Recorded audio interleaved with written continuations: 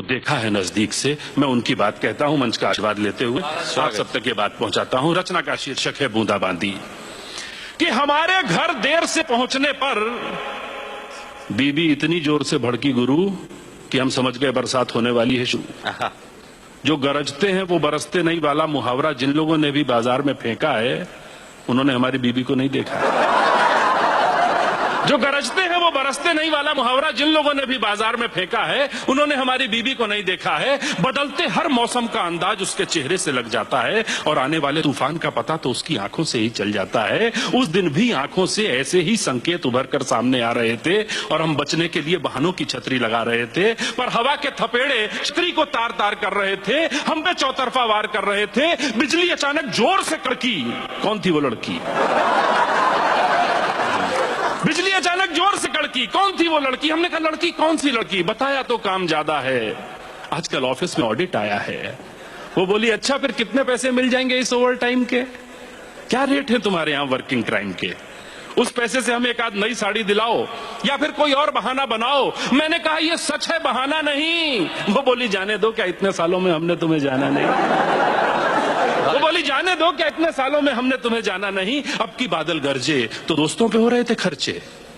महफिल जमाई होगी, पूरे महीने की तनख्वाह एक दिन में उड़ाई होगी। महफिल जमाई होगी, पूरे महीने की तनख्वाह एक दिन में उड़ाई होगी। मैंने कहा तनख्वाह खत्म हुए तो हफ्ता बीत गया, पैसों का कटोरा तो कब का रीत गया। अब की घुमड़ी घटाएं तो हम बताएं, ले दे के रह जाता है सिनेमा, है ना? आज कौन सा टाकिज घूम लिया? बच्चों की किस फरमाइश का खून किया? आज कौन सा टाकिज घूम लिया? बच्चों की किस फरमाइश का खून किया? मैंने कहा माना कि देर कुछ ज्यादा हो गई है, पर इतनी भी नहीं कि बात का बतंगड़ बनाओ। एक छोटे से अपराध पर दाना पानी लेके चढ़ जाओ। अरे मैं तुम्हारे और बच्चों के ख्वाब सजाने की ही सजा पा रहा हूं। जिस देर से आने को तुम मेरी अय्याशी समझ रही हो, मैं उस वक्त में भी 4 पैसे कमा रहा हूं। मैं उस वक्त में भी 4 पैसे कमा रहा हूं। पूरा 1 महीना कुछ बच्चों को पढ़ाया है, तब जाकर आज का दिन आया है। लेके आ पाया हूं तुम्हारे लिए दवाई और बच्चों के लिए किताब, और तुम समझ रही हो लड़की, सिनेमा, ताश और शराब। अब थम चुकी थी आंधी और शुरू होने वाली थी बूंदाबांदी। क्या बात है बाबा। अब थम चुकी थी आंधी और शुरू होने वाली थी बूंदाबांदी। माफ कर दो पत्नी बोली, हमने बेकार तुम पे शक किया, पर क्या बताएं ये महीना हमने कैसे जिया। तुम्हारा देर से आना एक बवाल उठा रहा था, मन में न जाने कैसे कैसे सवाल उठा रहा था। हमारे चारों ओर बनने लगा था कम हवा का दबाव, गजब था बादलों का जमाओ।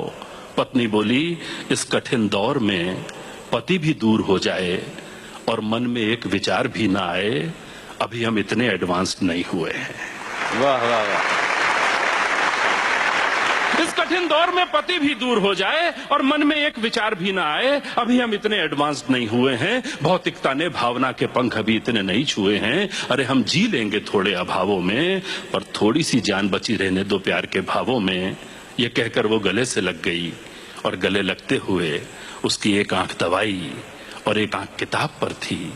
मेरी कमीज और उसका आंचल दोनों भीग रहे थे।